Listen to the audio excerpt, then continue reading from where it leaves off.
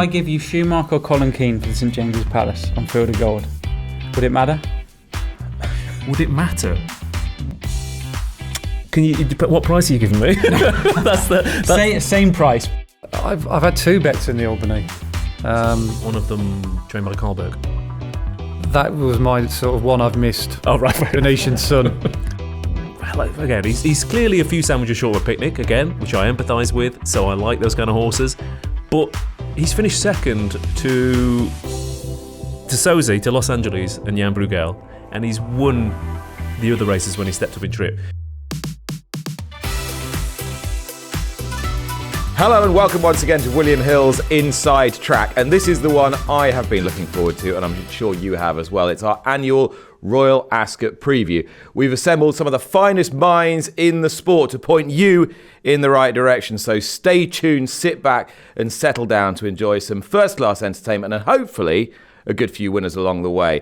Andy Holding, Louis Steward, Ross Brierley, they're all here. You're here with us, and I can tell you that we're best odds guaranteed in every race now here at William Hill. We've also got extra place races on selected contests during the course of the 5 days of Royal Ascot. And if you get one, it doesn't mean you don't get the other. Everything's best odds guaranteed, even the extra place races. And we're going to start this by having a gentle potter down memory lane. So, Louis, first of all, I want your favourite Royal Ascot memory from a jockey's point of view, or maybe just standing in the weighing room admiring your fellow colleagues. Yeah, I'd say from a young boy, Nick, back in June 17, Big Orange beat Order of St George. And Order of St George come thundering down the outside with Ryan Moore on board. James Doyle on Big Orange took the lead up a good 2 furlongs out, and lucky enough, I was actually very close to Big Orange as a youngster, working with Michael Bell in the past as I served my apprenticeship there, and to see this big gangly, probably non-horse looking thing go and win the Gold Cup was pretty special. So a memory that I was very fond of and kind of captured my imagination to really riding a Royal Ascot winner. What a special horse. And it's those staying races sometimes at Royal Ascot that are the most absorbing ones. That race, and of course the Ascot Stakes and the Queen Alex. Ross, from a punter's point of view, which races do you like best? Which have left the most meaningful impression on you? I love the 3-year-old races. I love the Classic Generation because it's that perfect pitch between, you kind of know how good they are, but you don't know how good they can be. And it's that lovely middle ground. So I think weirdly, the memory that comes to mind first was Frankel almost getting beat, because I feel like that was history on a knife edge. There's not much between Frankel, the Wonder Horse, unbeaten, and now the Wonder Sire as well. And by that time at Ascot, whereas often he did him. So I think that race in particular sticks in my mind because I don't know. It was even the penalty kicks, even the open goals at Royal Ascot are never penalty kicks. They're never open goals. They are always incredibly competitive. And like I said, in particular, that generation, because horses can scare you. They can improve half a stone in the blink of an eye and turn into Ascot horses and give the greats a scare. And that's what happened. Andy, the beauty of Royal Ascot is variety. Yes. It's everything from 5 furlong 2-year-olds to 2 miles 5.5 furlongs in the Queen Alex and all manner of races in between. What are some of your personal highlights? What's left the biggest mark on you, either emotionally or maybe more importantly financially? Yeah, financially, going back in the day before everybody was clued up as they are nowadays. Are we getting into black and white now? Not quite. Sepia? I know I'm the oldest swinger in town here, but we're not quite as far back as that. But 1994, cast your mind back there as a young sort of 20-year-old trying to make his way as a bit of a punter, thinking he knew everything. There was a horse called Sweet Glow, trained by Martin Pipe. Yes. He won the Long Walk Hurdle, not the year before, in the same year. And he won it quite well. Red and black colours, right? That's the one. Yeah. That is the one. Then they ran it on the flat twice. I think it was Sandown first time out in mile 6. Then they went to Bath for a little small race, mile 6. Down the field twice. Booked Cash Asmussen, of all people. Brian, yeah. Yeah. And they ran it in the Ascot Stakes off, I think it was back in the day, 7-11, because I think Cash could get down to that weight. And he was available at 25 to 1, unbelievably. you're probably thinking he was going to be the 6-4 favourite, but he was 25 to 1. Unbelievable. And I remember Martin Pipe and Cash Asmussen with a handicap good thing at 25 to 1. He got in off bottom weight. I think he got in by 1. And I distinctly remember before I went to work, I used to work as a humble betting shop manager. And I went round Wolverhampton. I know there's 4 shops. I know exactly where they all are. And I went round quickly when the prices came out in the morning before I went in to do my work. And I backed him at 25 to 1 with all firms. Brilliant. Can I chuck Tepin into the mix as well? Brilliant American-trained filly who won the Queen Anne. And I know there have been these international horses who've managed to burn up the straight over 5 and 6. And, they've got a built-in advantage. But I think to beat the best European milers... Yeah. Up the straight, stiff mile, something she'd never been used to before, under an American-based jockey. Thought that was an amazing performance. Yes, it was. Even if the figures don't say, it wasn't a brilliant Queen Anne on the numbers, but even last year, I feel like it was every single race was incredible. So you can go back as far as 1994, or you can go back to last year. And I remember at the end of the week thinking that was some week of racing. All right, well, should we try and pluck out some of the key themes that might be on our mind during the 5 days this year? Louis, what do you think is going to be dominating your thoughts going into the meeting? What are you looking forward to the most? The St James's Palace. I think Ruling Court taking on Field of Gold in a matchup is going to be pretty exciting. Not only that, there's so much depth in the race, so many horses that have untapped potential that are coming through. Yeah, St James's Palace, of course. And what I love is that race and the Coronation Stakes, they run over the round mile. I think it makes it so much more exciting for the spectators. We do so much racing up straight miles in Europe. These races, they unfold beautifully. That short, straight Ascot, jockeys can get into trouble. It's a proper test of good rider, isn't it? Yeah, it's a little bit Goodwood-esque in the sense that you do need a lot of luck in running. If you trapped in on the inside, then you don't get the momentum in the home straight and come out wide and get a clear run. It can be the difference between winning and losing. So there is a certain amount of jeopardy on those races as well. Personally speaking, I don't mind those racing at all. But from a betting perspective, for me, I'll try and bet in races or look to races to make the most profit in races where I think I've got more of an angle than everybody else, because everyone knows how to price at the St James's Palace, the Gold Cup. They're all picked themselves, really. Are you a 30-runner handicap man? No, I'm more 2-year-old man. 2-year-olds? Yeah, obviously I keep a lot of speed figures and data and stuff like that. I've watched all the 2-year-old races and got a certain pecking order, if you like, and I try and put the sort of ranking system we've got and looking at the prices now. I think bookmakers find those races very, very difficult to get a gauge on. Like, Deliana's favourite for the Queen Mary off the back of one run, but the data that I've got suggests that she's not quite a 6-4 favourite. I think those are quite good betting races. Especially if you've got 3 Coolmores, 2 Godolphins and 4 Wathnans or whatever. Exactly. I guess the Wathnan thing is going to be a big theme of the 2-year-old races, isn't it? Absolutely, yeah. You've got Watnan, obviously you've got Ammo Racing, not probably as much as we thought, but obviously you've got Aiden as well, and you chuck into like Carl Burke, who's done really well in the last 4 or 5 years. In terms of what you think might be one of the sort of key narratives this year, Ross, what do you think it'll be? Well, again, I think the 3-year-olds, I'm slightly biased towards them anyway because they are my favourite type of racers, but the St James's Palace, both the Colts and the fillies have had controversy in terms of at the top. You've obviously got the Kieran Schumacher, Field of Gold, should have won the Guineas. Now you've got Colin Keane stepping into the saddle as well, so you've got another... You've gone from no pressure at the Curragh, almost because all the pressure was on Kieran Schumacher, to now suddenly more pressure on Colin Keane going to Ascot, which is a track that he doesn't have that much experience. Yeah, he'll probably get scrutinised more than any other rider this week, won't he? Absolutely, because suddenly he is now the anointed one, and everyone on social media who was saying, Kieran Schumacher's not up to it, now suddenly Colin Keane has to go and sort of show that he is an absolute top-class jockey, but Royal Ascot is a whole new kettle of fish, especially a week after you've got the job. And then you throw in Zaragana as well, and the whole Steward's inquiry and subsequent appeal. And there's a slight question. I'm interested to find out how good she is, because she is shown quirks. She's not got it the easy way, that's for sure. Some say might have thrown it away last year as a 2-year-old. So you've got those 3-year-old narratives are really, really interesting, and they're definitely not in terms of punting.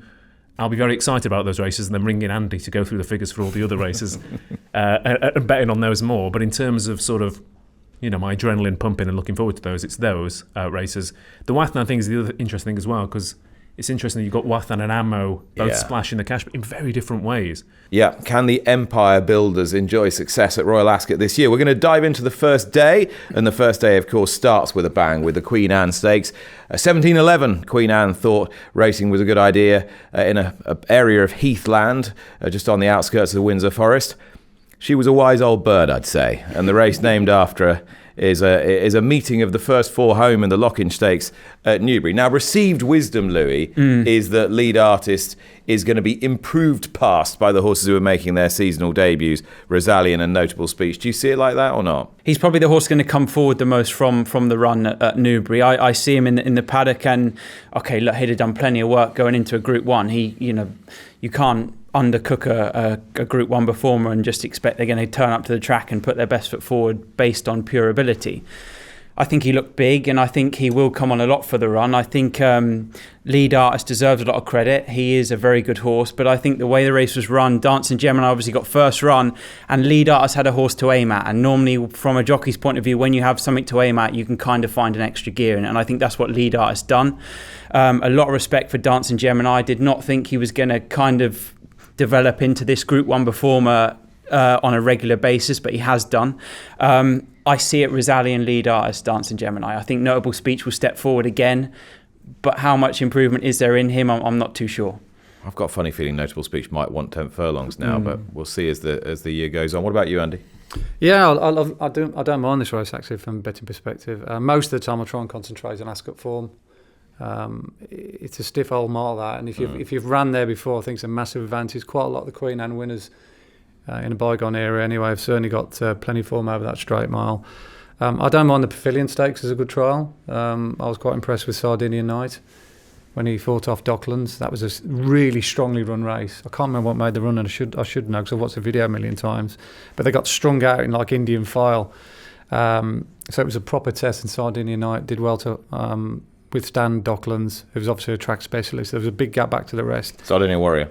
Sardinian Warrior. Night win in 1990. Yeah.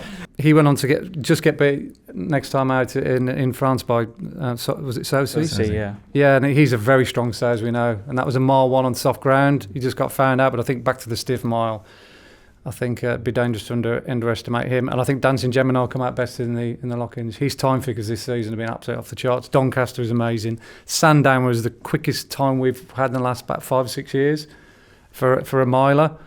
And he was better on the sectional times as well from 3 out in the lock-ins. I think he did 33.1 and the nearest one was 33.5, I think. What do you think, Ross? It's a cracking race. I'm not sure Notable Speech is that good. That's my worry for him. I mean, he was fit and he won the Guineas, and everyone came out. Rosalien needed that run, which might well be the case this season. He beat Maljoum at Goodwood when Rosalien didn't turn up. I say not that good. Obviously, he's a Group 1 horse, but I think Rosalien, he's 2 from 2 at the track. I remember the last time I did this was Glorious Goodwood last year, and we were all talking about how he would blow the race apart, and then he didn't turn up. So I think it's his chance to shine. I think Dancing Gemini is really interesting. I worry about him if he makes a big move and gets out battled at Newbury. Watching his replays back at Ascot, he was 5th behind Rosalien in that listed race last year. He ran all right behind Sharon in the QE2, but again, I think he's slightly more of a flat track horse. I think Sardinian Warrior is a huge danger. If you watch that Cersei race back, not only is it 9 furlongs, but he's on the button as they turn into the home straight, and the rest of them fall away, and he keeps going and going and going. And Sozi, who stays further and is a proper class animal, goes past him, but he doesn't stop, he doesn't wilt. So if he's ridden similarly this time around, and the Queen Anne's a funny one. You say about the round track for the 3-year-olds, it's a weird race, the Queen Anne, because it's such a huge race course. There's so many places they can go. Do you remember last year when there was a breakaway Group of 2 on the far side, and poor old Factor Chevalier never had any chance from there. And you can get, triple time a couple of years ago. You can. I remember when Circus Maximus won it. It was adored early on, and Circus Maximus was really, really good. And when horses came at Circus Maximus, he always found plenty of pressure. I also think, and you might tell me wrong, tell me different about this, because I said this to Jason Hart at York. I said, first race of a big meeting, do you think jockeys are slightly more tentative to make bold moves? And I often think that you don't want to go out there first race and go, right, I've got this race course sorted, which often I think in the Queen Anne can lead to a slightly slower pace, maybe some strange decisions that then 2 days later come back to haunt you. So I don't know, in the back of my mind, it's always a slightly odd race because, I don't know, would you have been nervous on the first day? The first day adds a touch more pressure, I think, from a jockey's point of view, for sure. They're professional jockeys. I don't think maybe you're going to get... Jason Hart told me I was talking absolute... Yeah, you're not really going to get bold and silly decisions. I think they've... especially in races like the Queen Anne, you've got very experienced riders on board, and I wouldn't necessarily agree with that. But it's an interesting... That's why we're all here, just to chuck it all into the mix. But Rosalian, Sardinian Warrior, I think. Okay. The one thing I would say is don't completely sleep on the ex-American horse about to go to Australia, Carl Spackler, because the numbers put him not far off at his very best. He's quite a good horse, James McDonald riding. Shall we press on? Because we could spend all day talking about the Queen Anne. It's such a good race, but we need to drive into what used to be called the King's Stand Stakes, is now called the King Charles III, or the Chuck 3 as I prefer. Inappropriate Tower possibles or not? No. Believing went very close to winning this race last year, as she did many Group 1 races. She's now in foal to Frankel, and she finally got her Group 1, Andy, when she won the Al Quoz in Dubai. Can she reverse the form from last year with Asfura, do you think? She could do. I thought Asfura did really well to win because she was isolated towards the stand side rail. I thought the pace was very much on the low side that day. They went down the middle of the main group. And it was an extraordinary performance by Asfura to actually quicken twice, not only to get there, but then quicken past the sort of main players over on the far side.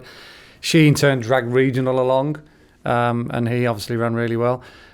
Bit of a difference in preparation this year. She went to the Temple Stakes last year, came over to here to get climatized. She didn't do that this year. She ran on the round track last time out over in Australia. So whether she comes in here in slightly worse form than she did last year, I'd probably say that's the case. Blinkers as well. Yeah, just they're looking for something just to give her perhaps a little bit of a spark. I think Regional run his race. He's got an amazing record in these kind of events. Obviously, winner of the Nunthorpe, ran well in the race last year. I know he's been trained specifically for this. Great run in the Al Quoz. Spoke to his Byron, who owns him in the week, and he's absolutely... Well, they give him $3,000 or something. Something like that, yeah. Ridiculous. Rags to riches story, yeah. He just literally still has to pinch himself and can't quite believe that this horse is taking him around the world. So they're delighted with the way he's going. And just a quick mention for West Acre as well, George Scott's horse. He ran a little bit below par in the Al Quoz, but that was off the back of 2 hard runs for a 3-year-old, quick off the plane, and then 6 furlongs in the Al Quoz against genuine 6-furlong horses. That probably just took its toll, but he goes well fresh. I think he broke the Maidan track record, didn't he, first time out of 5. The run style he's got, and the track should really suit West Acre. I like the way you're thinking, because I sort of look at this race, Ross, and I feel like we know an awful lot about the front of the market, and I'm almost looking for something that maybe might come and improve past them. Well, I mean, Believing's been to Ascot 3 times and is unplaced on every run. Obviously, West Acre was behind her in Maidan, but apart from that, she beat an 8-year-old 50-1 shot from Japan. Where did she finish last year? She finished 4th in this. Finished 4th in both, didn't she? She ran. I mean, it's a monumental effort to run on Tuesday and Saturday and finish 4th in 2 Group 1s. But is she better over 6 nowadays? That's probably my. Well, I think possibly. Yeah, possibly. And look, and there is the point that I think that sprinters get faster as they get older. You've seen, Dream of Dreams and Cardem, for example, come back year and year and get better and better. So it might be that actually that experience of the track benefits her going forward. But if she's going to go off favourite, then I'm going to have to take her on based on that. As for first time blinkers in this race in particular, a 0 from 25, including Hortensia, the Australian sprinter a few years ago, who then went on to win the Nunthorpe a couple of runs later. So I'm not sure what blinkers are going to achieve necessarily. Like you said, it's almost insinuating that, okay, we need to get something out of the mix first time out. And like you said, she did improve for the run last year. West Acre's interesting. Again, I think there's a slight Bradsell energy about West Acre, I feel. So that's quite definitely got a chance. But I'm interested by Magira. Ed Walker. The Temple Stakes winner. Yeah. Again, great springboard for this race. But also, Ed Walker. I mean, I have a bit of a theory. I have loads of theories, but Jason Hart will tell me it's poppycock about that. Trainers will probably tell me this one's poppycock as well. But I think there's a bit of a 10-year, 10,000 hour rule for trainers. No matter how good you are, there's a 10-year mark. You can draw a line. That's when they start to really figure it out and get consistent. And you've seen Ed Walker, you've seen, I don't know, Charlie Hills, Charlie Fellows, a lot of the trainers who are getting to that point recently. And Ed Walker this year has had 6 listed or group winners already. His best year was 8 in 2021, which is, June, and we haven't even had Royal Ascot yet. What I liked about Maghera was she's won twice against pace biases on tracks that suit those up with the speed, and she's going to a track that suits closers. So if she can win like that at Longchamp and Haydock, then assuming she doesn't completely miss the kick, but surely this track's going to suit her better. I would have thought so. Louis, what do you think? Andy actually took the words out of my mouth. I thought West Egg had a good chance at a big price. I spoke to George Scott after he won in Dubai. And George said he had an injury, a slight injury when he was a 2-year-old, and thought he'd never get him back. And not the biggest of horses, by all means, but his running style will suit the track, like you mentioned, Andy. I think the pace in the race will suit a closer like him. He has to be held up, George said, due to the fact that he can do too much when he sees daylight. 6 furlongs, George said, probably is his trip, but on a very flat track. So I think the 5 at Ascot is going to suit him down to the ground. The regional will tear off like a scolded cat. And look, West Egg does have to improve on form to a certain extent. I would say As4 is your class mare in the race. Blinkers is probably a Aussie thing rather than she needing them, I would say. Well, he said, didn't he, Henry Dwyer? He said, I need to get something a little more. I think that's a trainer's mindset, potentially. It's always like, they'd be fit, but there's always one more piece of work. Okay. Just for like a mindset. So you're a West Acre man as well? Yeah, I think West Acre at a big price will run a big race. I'm very interested to see, and obviously at the time you're watching this, you will know the answer to this question. I'm going to put it out there anyway. Big Mojo if he runs here rather than the Commonwealth Cup. I think they should run him here with the allowance. I think it'd be actually a better spot for him. But, I don't want to dwell too long on that because we don't know what the outcome's going to be. Just a quick line on the Maghera race as well. If you fancy Maghera, and Ross clearly does, which is respected, you need to go back and watch the run that American Affair got in that race as well. Paul Moore-Redden, I think in hindsight, if he could get that race back again, he didn't know where to go. He was on the near side, which ended up being the place to be, and he went far side, and then in panicking, thinking I'm on the wrong side, he tried to switch back in, and the race has gone. Yeah, I can see him running well. And they've turned down a right few quid for him as well.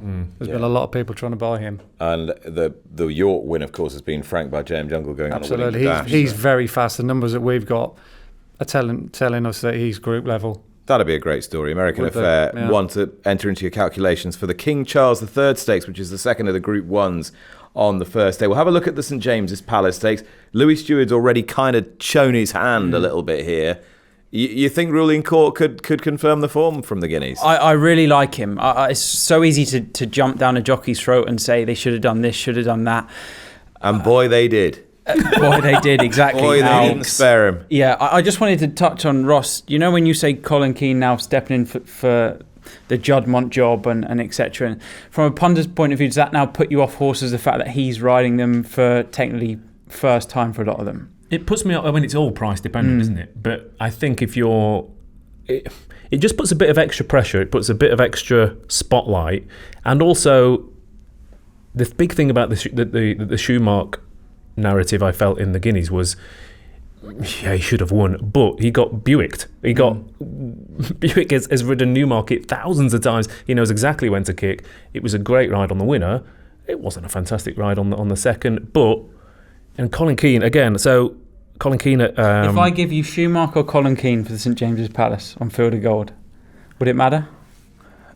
Would it matter? What price are you giving me?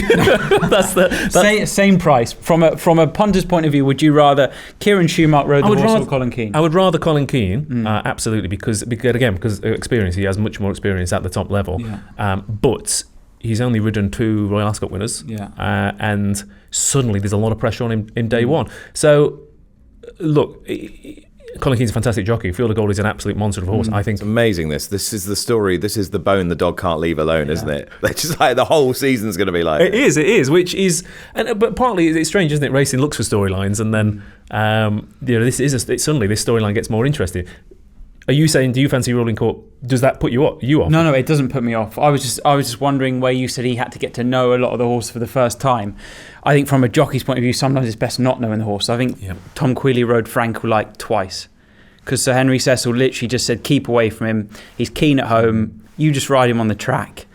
And horses can give you complete different feels from home work to track work. Can I get your thoughts, Andy, on whether the going's a factor here? Because I'm not trying to lead the witness, but is there a possibility that the firmer it is, the more it's in Ruling Court's favour and not in Field of Gold's favour? Yeah, it's a possibility. Yeah, he's got that push button acceleration that could easily just get away from Field of Gold, like happened in the Guineas. And it's great for the ladies next week, because it is going to be pretty favourable. I think looking at the weather, it's 24, 20. It's going to be hot. It's going to bake out. So it is going to be on the quick side.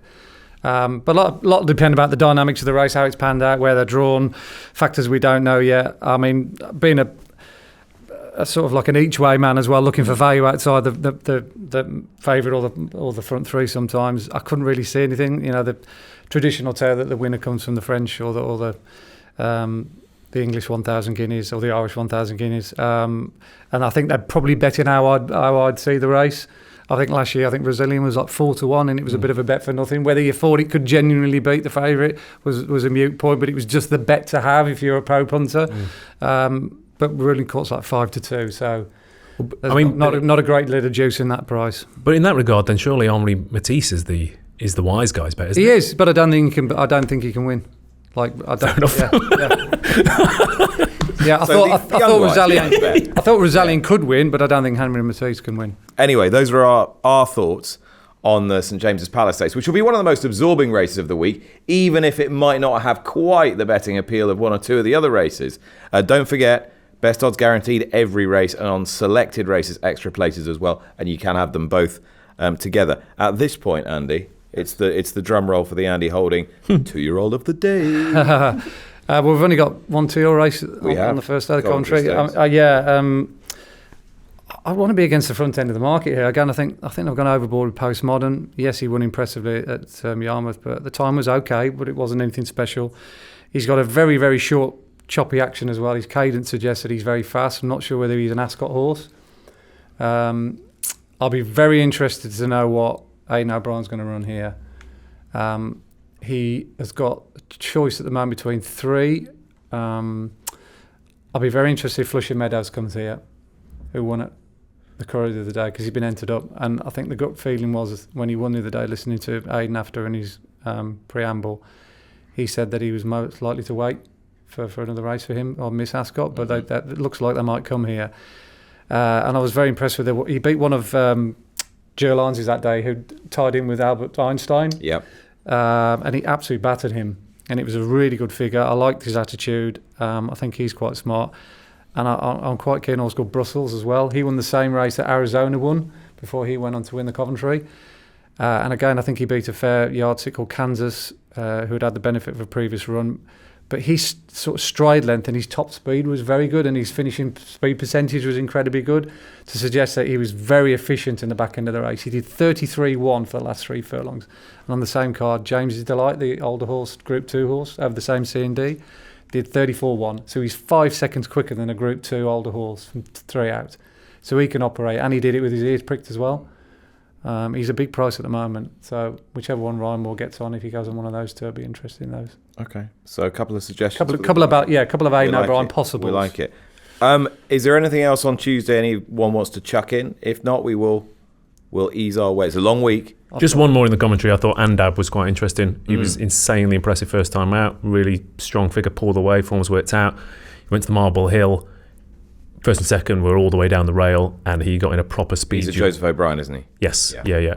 He's half brother or full brother to Victoria Road, who won the Breeders' Cup Juvenile. So I think he will improve for an extra furlong or two. But I just thought he was the horse to take out of that Marble Hill, because he was battling all the way, 2 furlongs, bang, bang, bang, bang, bang, and the 2 down the rail, ended up finishing first and second. But I feel like he was in the worst position, and we've seen the Marble Hill throw up decent horses in the past. Caravaggio. Yeah, and that's Cassandra Go's pedigree, isn't it? So it's a Royal Ascot pedigree as well. So there we are. Thoughts on Tuesday, day 1, as we move on. So on to day 2 then, Wednesday of Royal Ascot, as you watch our William Hill Inside Track Royal Ascot preview special with me, Nick Luck, alongside Andy Holding, Louis Steward and Ross Brierley. We're going to start with the Queen's Vase, which is an upgraded race from what it used to be. It's now run over 14 furlongs, and it's a Group 2 race, and it's attracted quite a strong entry. Lots of people wanting to have a go. Ross, who's got that potential to improve, do you think?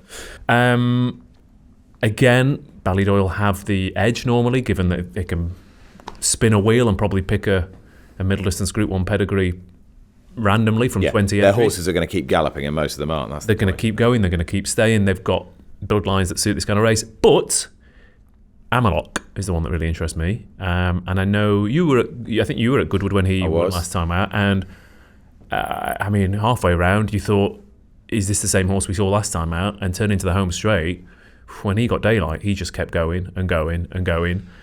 He's by-postponed. He's out of an authorised mare who won over 1.6 miles at York. He just the speed figure of his previous run was really good. The speed figure of that run was really good. He's very experienced. He's going to stay all day, and if he is on the heels, if he's anywhere near the leaders turning into that home straight, and he gets a clear run down the middle like he did at Goodwood, I don't think anything's going to stop him. So there's obviously, they could go 1.5 miles later in the week, but he looks a stayer to me. I look at him much the same way I look at you. He might just have a little kink. Oh, absolutely, yeah. But they're the kind of horses. I mean, again, I am. You're attracted to, yeah, absolutely, yeah. Because you always know there's potential, there's more to come. But when? Louis? Scandinavia was very impressive last time out. Turning a sharp right-hander, yeah. Moving on swiftly, Ross, you can thank me later.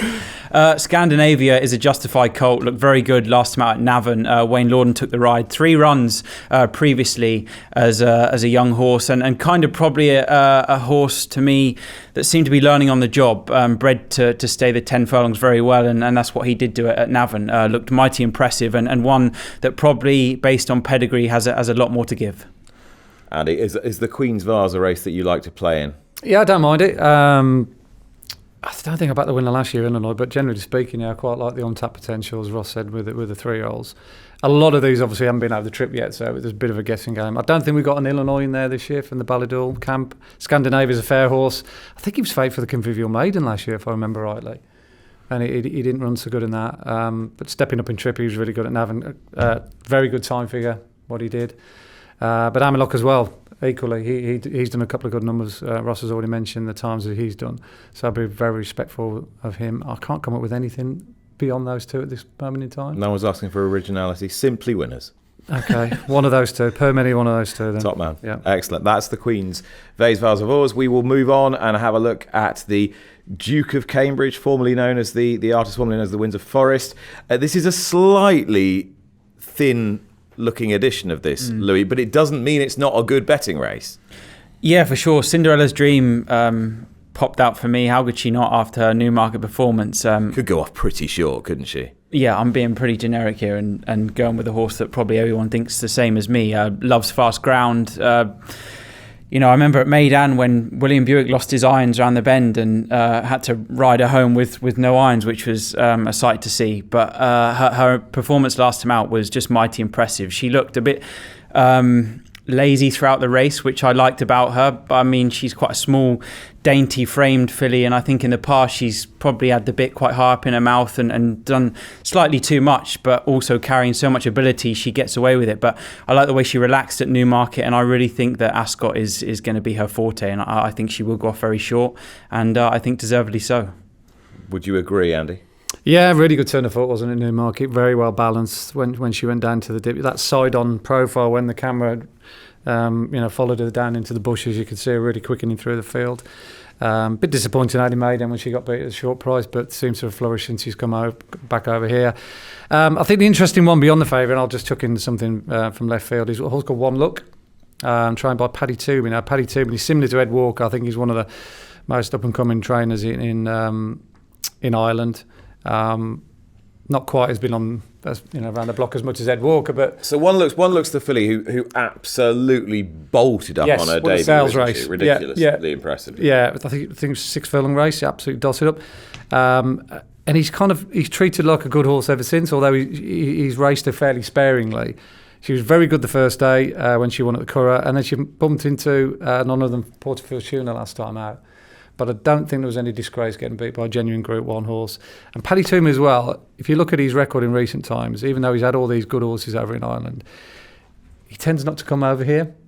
He doesn't waste many bullets. He's not just like a social recreational trainer that'll just come over for the day out. Very similar to Joe Lyons. Joe wouldn't bring many over unless he genuinely thought he got chances.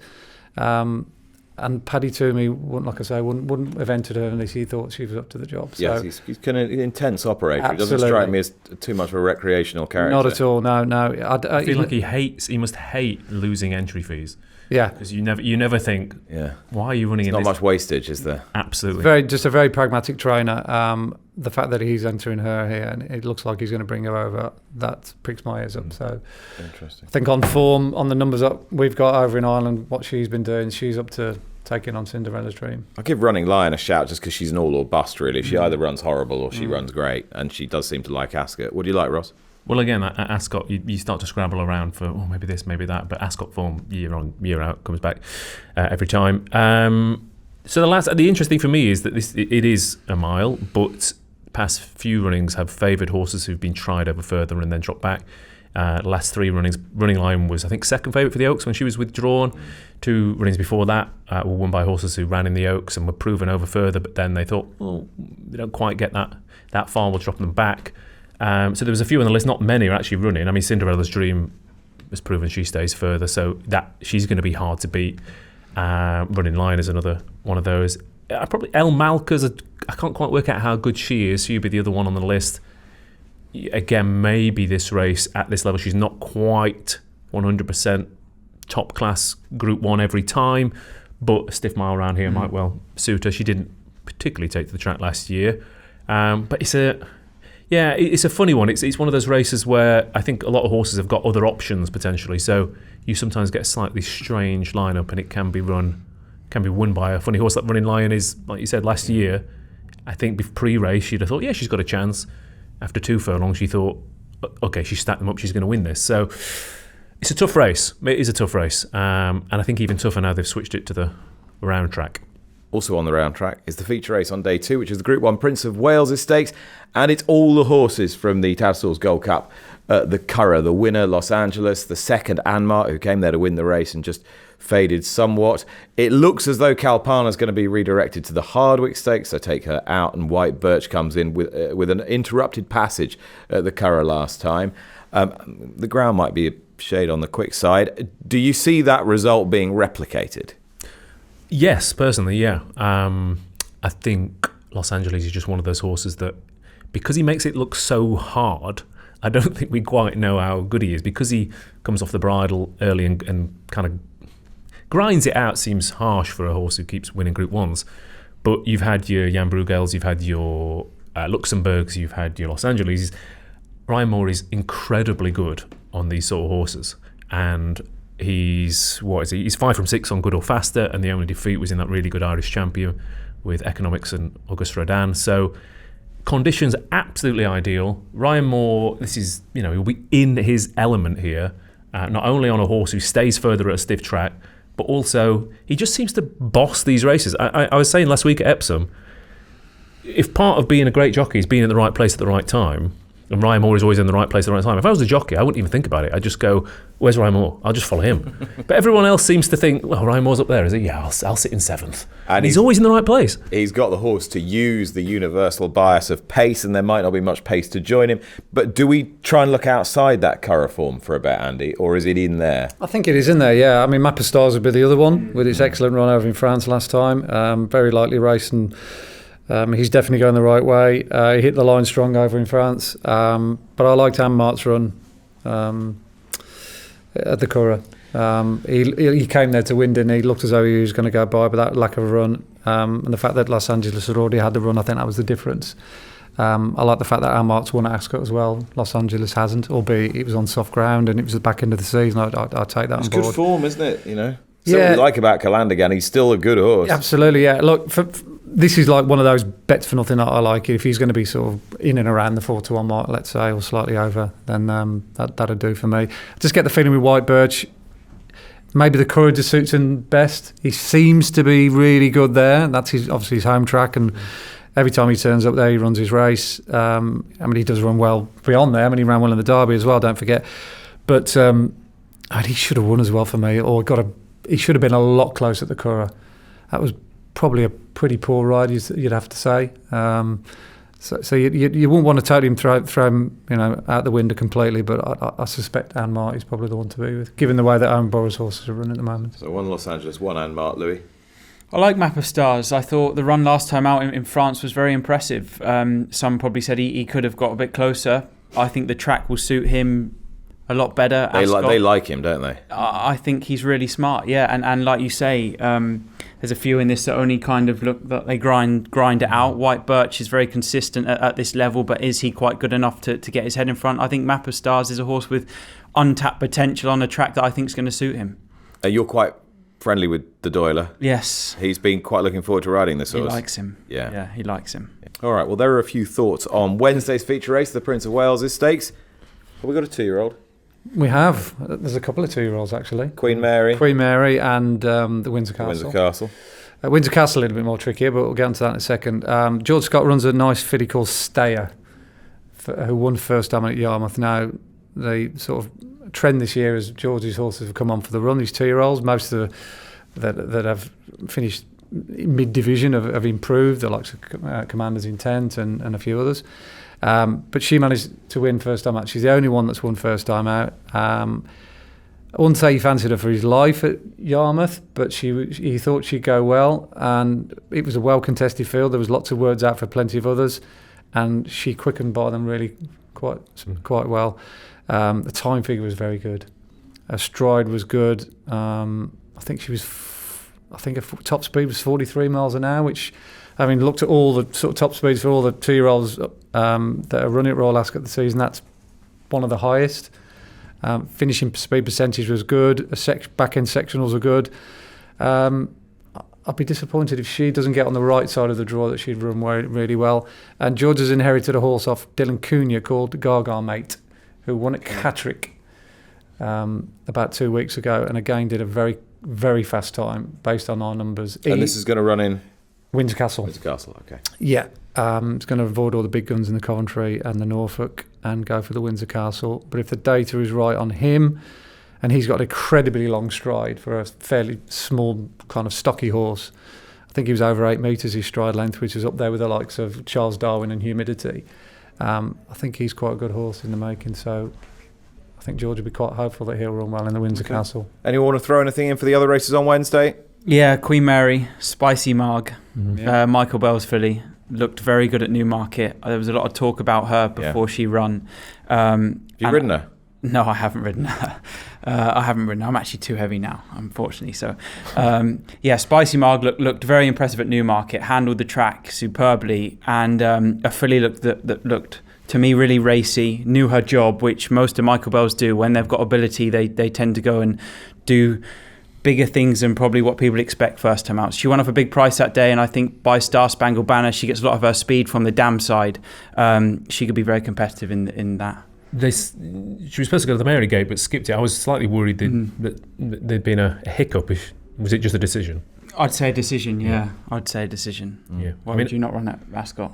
No, I think that those 3 horses on your list there, I think the Queen Mary is a good betting race, because the favourite is recency bias in capital letters, bold and underlined, because they very much overestimated based on the times. Yeah, but they won this race last year with a horse who won the same race at Nottingham, and everyone's going to happen again. Yeah. But Spicy Marge, Stayer, and Society Kiss for Rafe Beckett, who bolted up over course and distance. Yeah. And it's very rare for Rafe Beckett to have an early 2-year-old like that win first time out. The last filly he had was Hello You, who finished second in the Albany second time. So I think you back those 3 against the favourite. I think the favourite is well, as we speak, currently a shocking price. Okay, a shocking price, the favourite, and a few value alternatives in the Queen Mary Stakes on Wednesday, plus our views on all the stakes races, and we're going to kick on to day 3. Thursday, sometimes erroneously called Ladies' Day. It is, of course, Gold Cup Day.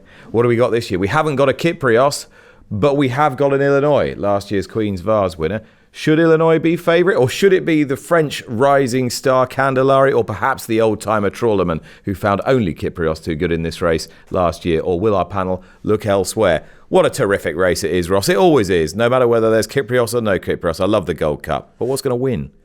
Well, normally I think it's either a horse it's either you've won it before and you're coming back to polish the crown, as it were, or you are a 4-year-old who is bidding to... Bad choice of phrase? Bad choice of phrasing? No, great. I agree. Yeah. Yeah. Yeah. So there's no crown polishers. Who will polish the crown? The crown has been relinquished by Kyprios, and you were talking about kinks and quirks earlier on. Well, Illinois got plenty. Kyprios had plenty, and I think it's Illinois to lose. I think because he's such a again, he's clearly a few sandwiches short of a picnic, again, which I empathise with, so I like those kind of horses. But he's finished second to Sozi, to Los Angeles and Jan Bruegel, and he's won the other races when he stepped up in trip. He's been beaten by genuine Group 1 middle distance horses, and he's going into a much weaker division where the best horses isn't running. Kyprios is retired, and your Trawlermans, your Sweet Williams, they're fine, but I mean, if Illinois is quirky, then what's Trawlerman and Sweet William? Yeah. So he's got course form. The only horses who beat him are genuine Group 1 horses, and he finishes second to them anyway. And I'm struggling to see him getting beat. I get it. You've made a good case. Can I come to you, Andy, with a view on the Gold Cup? Yeah, I agree with Ross with Illinois. I think he's priced up accordingly, but I mean, he was good in the Ormond, wasn't he? Strode out well on the quick ground that day. He won last year at the Queen's Vase, so he's kind of that archetypal Aidan O'Brien improver, similar to like Kyprios. And I think they've almost by default found the next generation, haven't they? Now Kyprios is not going to line up. It was probably a plan already sort of semi-hatched anyway.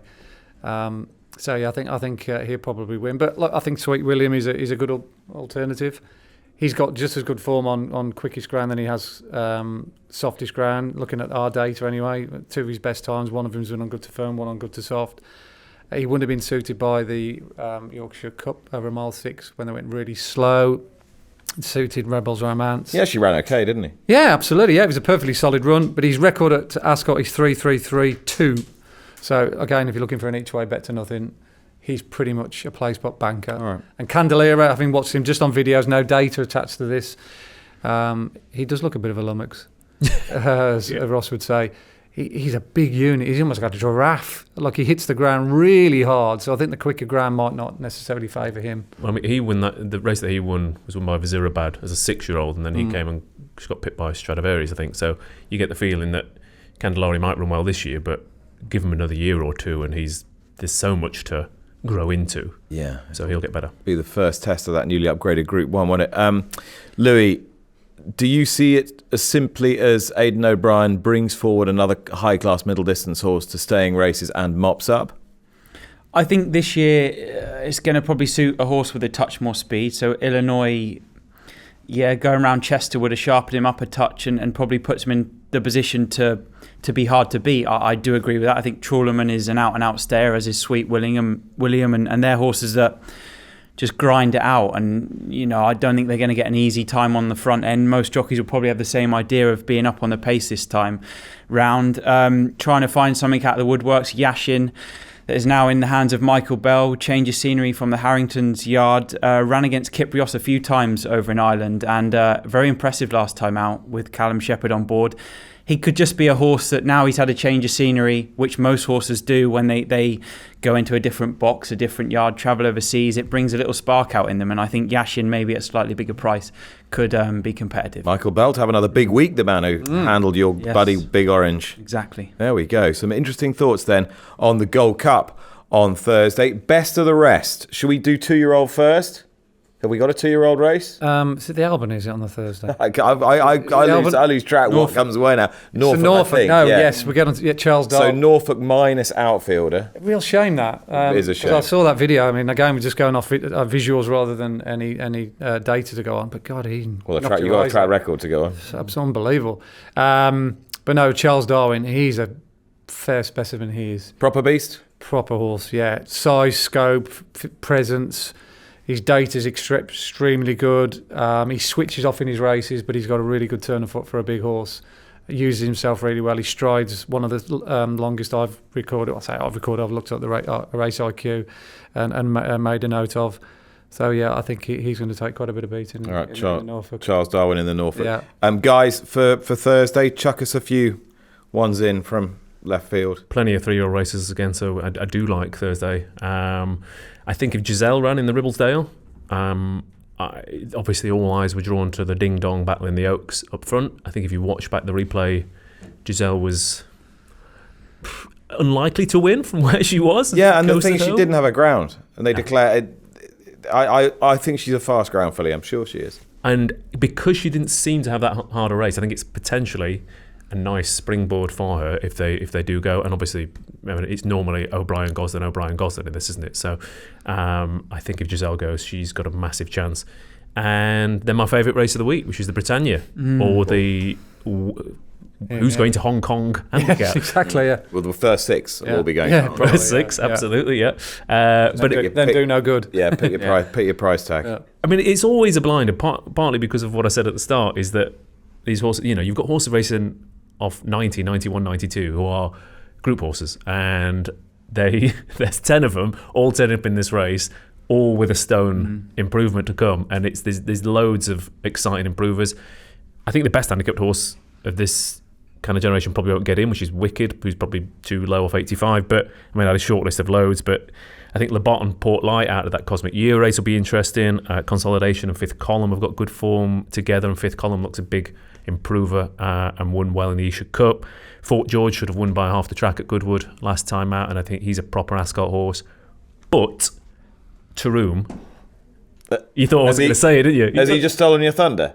He's going down the right route. Go on. Afantico? No, go on, keep going. All right, I thought Taroom, for me, he was the first name on the list. It's really good speed for when he won his novice, and then he won the Silver Bowl at Haydock, which is often not a great springboard for this, partly because Haydock is a speed track and they often quicken, and then you come to Ascot and it's a very different test. But they went a right old lick early, turned into the home straight, and Taroom just went past one, went past another, kept going and going and going, and I just really like him. And what was that? So has he got it right? Nearly. He's got the same form. Really? He's got the same form, but he's got the wrong horse. So close. The horse that finished second to Taroom. Go on. I think I'll turn the tables. Parole Dora. Michael Bell's. Oh, okay. Well, I tell you what, at this rate, Michael Bell's going to be leading trainer. He'll go close in Britannia with this, yeah. The day at Thirst when Taroom beat Parole Dora just didn't settle in the early stages, pulled like a Mustang, thought cannot possibly live with Taroom, who'd already had the benefit of a victory the time before at Bath in impressive fashion. And he ran with him all the way to the line. He kept Taroom honest all the way to the line. The time figure was off the scale. The back end splits are off the scale. This is a good race. Definitely 2 group horses. I put up Taroom on my column to win the Silver Bowl. Silver Bowl, that's right. He did it.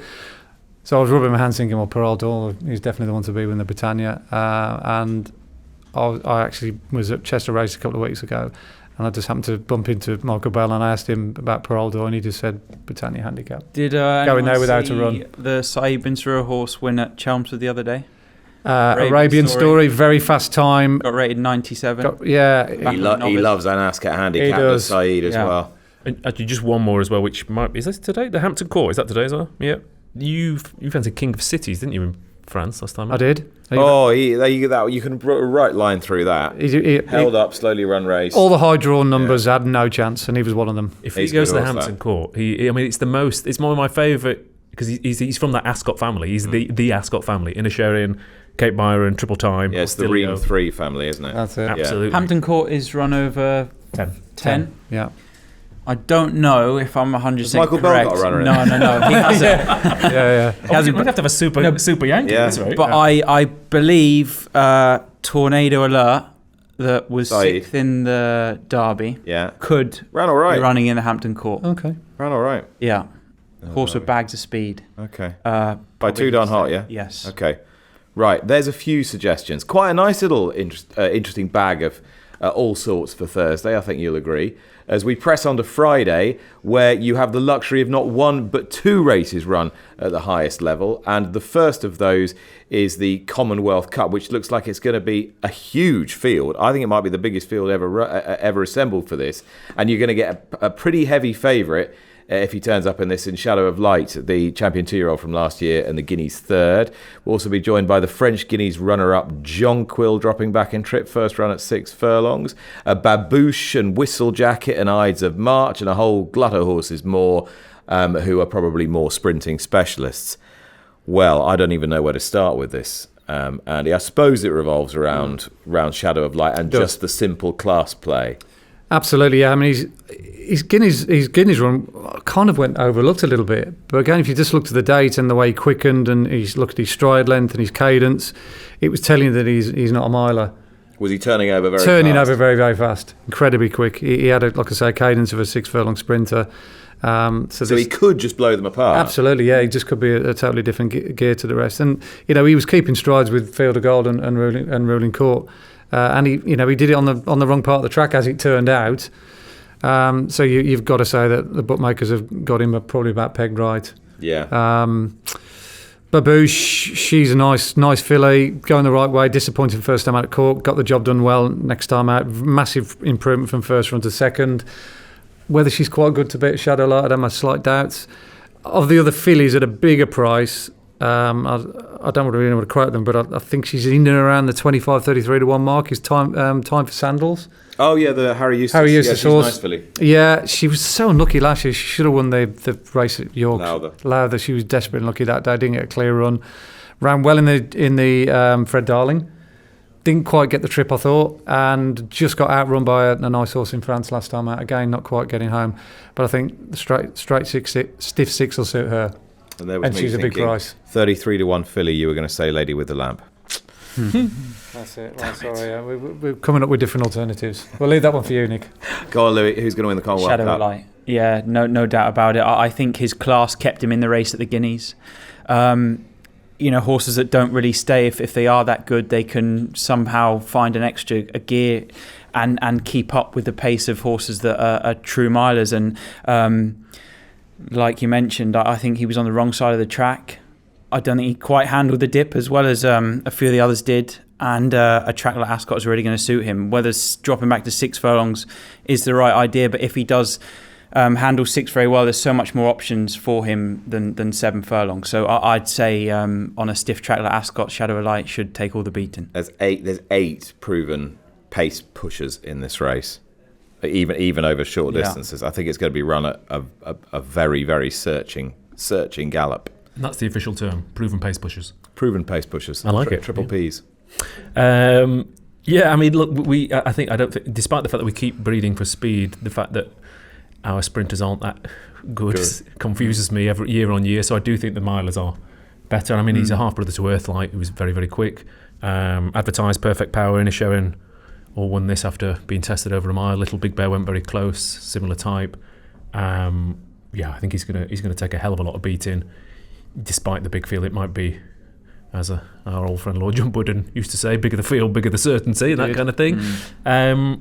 I don't particularly like Babouche. Jonquil's interesting. I think it's a fascinating runner, but never run over 6 going for the Commonwealth Cup in a big field. It could be one way or the other.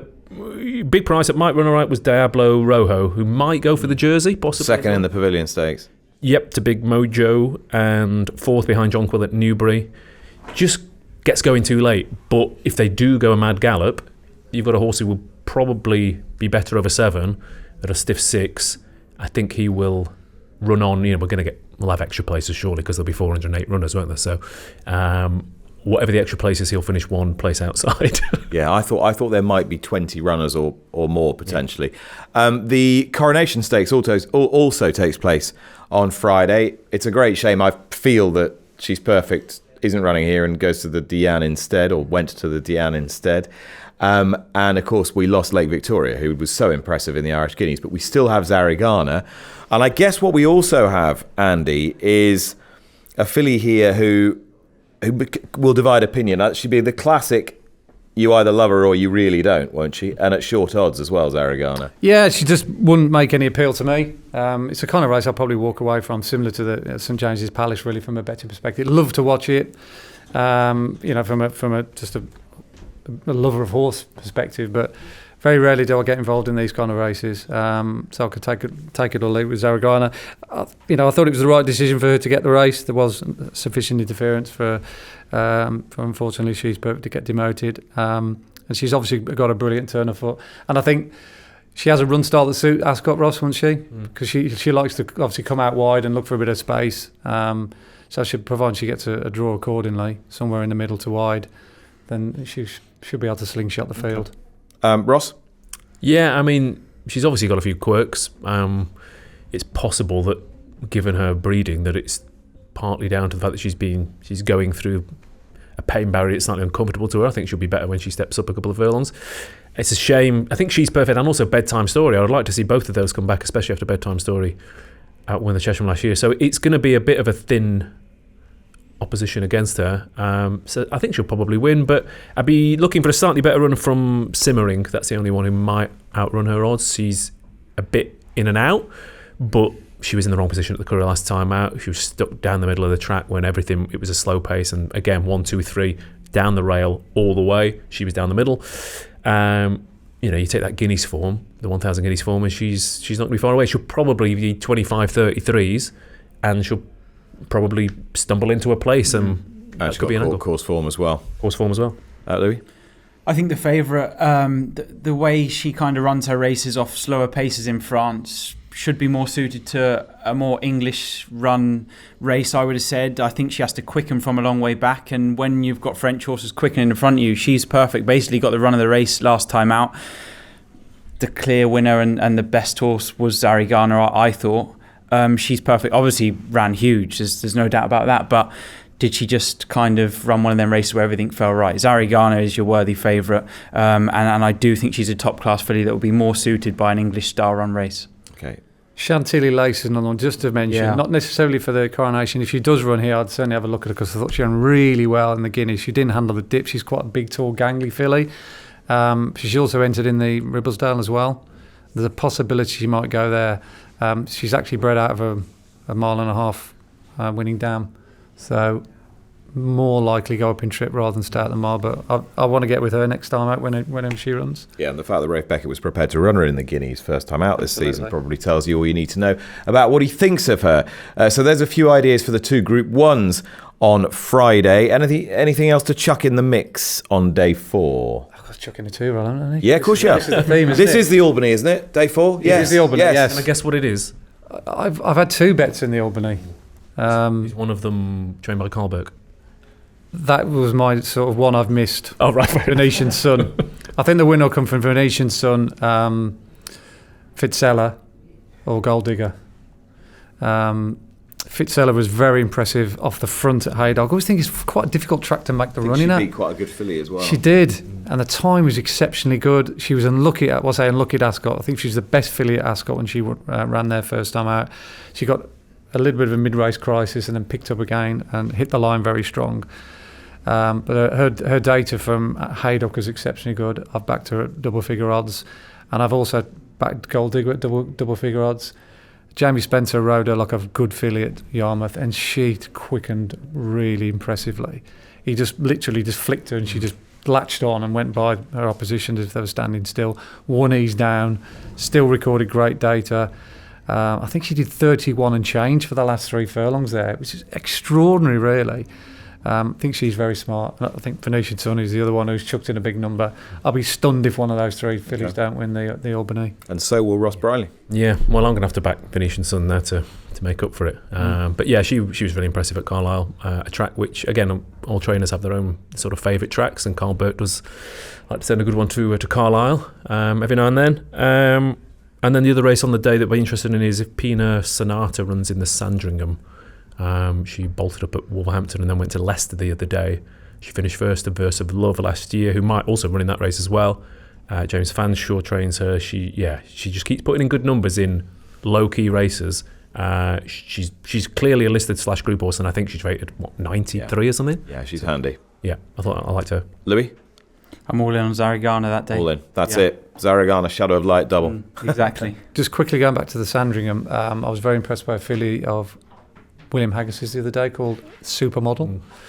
Yep. Again, that was an incredibly strongly run race. I think Yokel's in there, went a real good gallop, real trailblazer, and she stayed on very, very, very eye-catchingly. Very strong time. The second, she beat Treasure, who I think they're both very good horses, and they'll probably run in that as well. Yeah.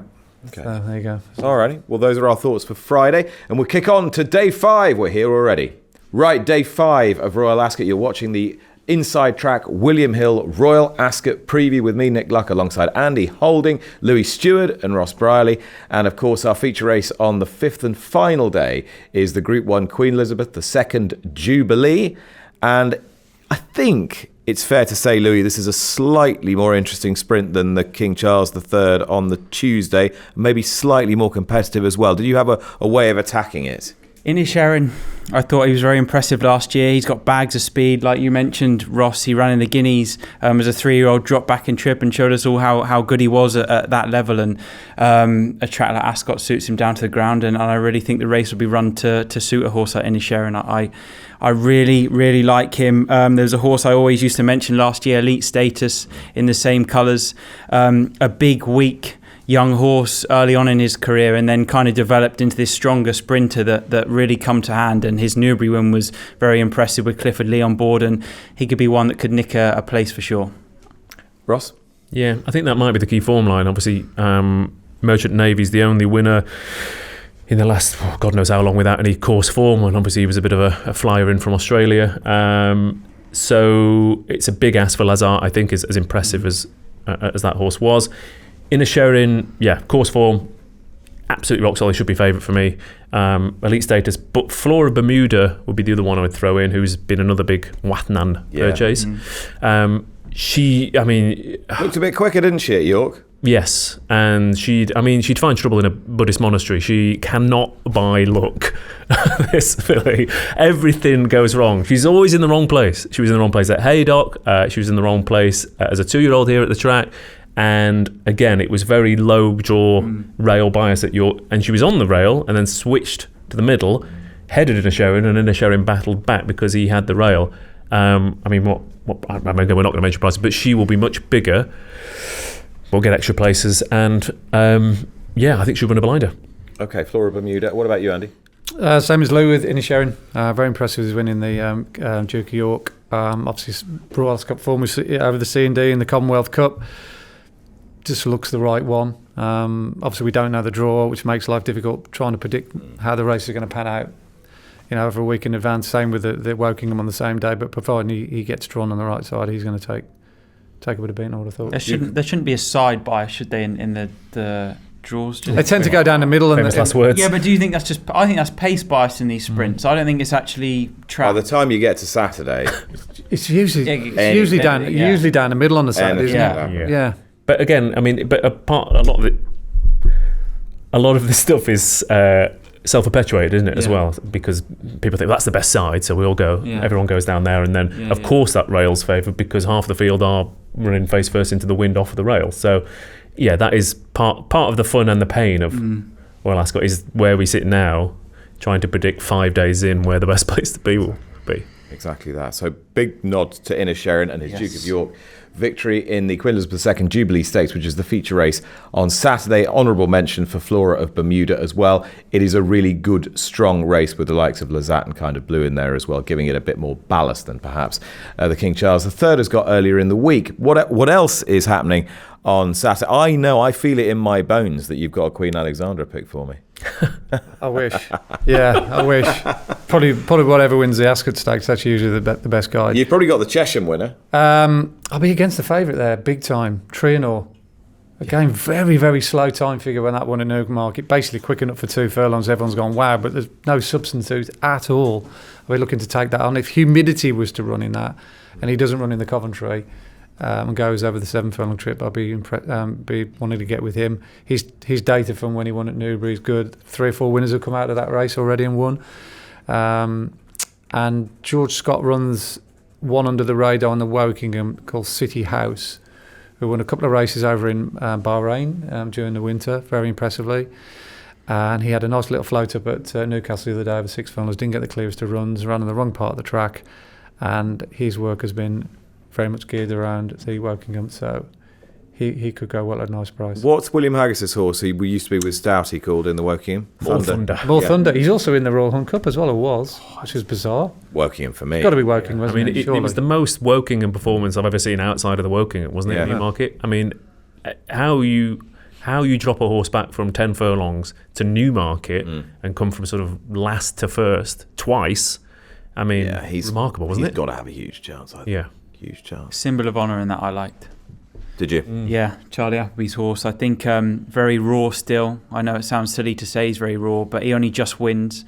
Out in Dubai, I think he learnt a lot from hitting the front quite a long way out and kind of having to do the donkey work with his ears pricked, and really taught him how to race. And he'd be in the Commonwealth Cup if he wasn't at Gelding, wouldn't he? Exactly, yeah. So he, I think a track like Ascot, a hard pace to run at in the Wokingham is going to suit this horse down to the ground. He should travel in behind him great and have something to aim at. There's the Hardwick Stakes as well. There is. I think Kalpana's going to be in there. Kalpana win it once. I mean, it's one of the most interesting races of the week because it is that sort of potentially a springboard for future, King George and so forth. George horses, but also you have we'll step that one up in trip, and then you have that didn't quite get home, we'll step that one down in trip. So you get a really nice mix. It can throw up a fantastic horse as well. You can always throw up a fantastic finish. But there's 2 from Royal Ascot last year that I think will probably run. Or at least one of them might. They finished first, second in the Cock Hat last year. They were Maidan and Space Legend. Yep. Maidan then didn't stay in the Queen's Vase, was outspeeded at Goodwood behind Liberty Lane last time, so I think 1.5 miles will be perfect here. And Space Legend thought he had the race won last year and went, is that Calandagan? And obviously we know how good he is. So 4-year-olds, 12 wins from 73 runners in the last 15 years, 14 quid level stake profit. Isle of Jura won it last year, 4-year-old for the Scott team. They've got course form, track will suit, everything will suit, nice prep runs. Hopefully one of those will line up. Like it. A couple of big price ones in the Hardwick to round off our picks for Saturday. All right, well, that completes the William Hill Inside Track Royal Ascot preview, but we've got one important thing to do, actually a couple of more important things to do. A 2-year-old from you all and a nap of the week. Might be the same thing in your case, I suppose. Oh, no, I think I'll spread it out a bit. Don't want to put all my eggs in one basket, Nick, so I'll go with Stayer in the Queen Mary, my pick of the 2-year-olds for George Scott in the Queen Mary. And my nap of the week, I'll go for a sporting one which we haven't mentioned, a horse called Sons and Lovers in the Wolferton. Joseph O'Brien was eye-catching 4th behind Los Angeles and White Birch, first time out, ran well in last year's Hampton Court behind JRB when trained by Jan Chapelheim, and it seems to be proved for being gelded and going over to Joseph O'Brien. So yeah, quite keen on him in a big price in the Wolferton. Louis? My 2-year-old is Spicy Marg in the Queen Mary for Michael Bell, and my nap of the week is Ruling Court. Ruling Court to beat Field of Gold. Indeed. Okay. Mr. Ross Brierley. I'm tempted to throw another one into Queen Mary. No, I won't. Andab, I think, is the overpriced one in the Coventry, 2-year-old wise. Nap, I've got a short list of 4. Well, we can have a Yankee. Yankee, Ross Yankee. Taroom in the Britannia is the big price outside of one. I do like Amerlock in the Queen's Vase. I do really like him. But, there'll be a lot of people out there who like to play the Group 1s, and I think an Illinois-Los Angeles double will be hard to beat. But Los Angeles will be the one. I think he's just the perfect horse for that race. There's a couple of 2-year-olds I like. Fitzeller, I think, for all the reasons given earlier, will run extremely well in the Albany. I still think she's going to be an okay price, And the other horse I like, whose name has just popped right out of my head, Carl Burke, second in the Beverley race. What, Nan? On David. Oh, Naval something. That's the one. Naval Light. That's the one. Thank you. Yeah, but beyond Old is Gold.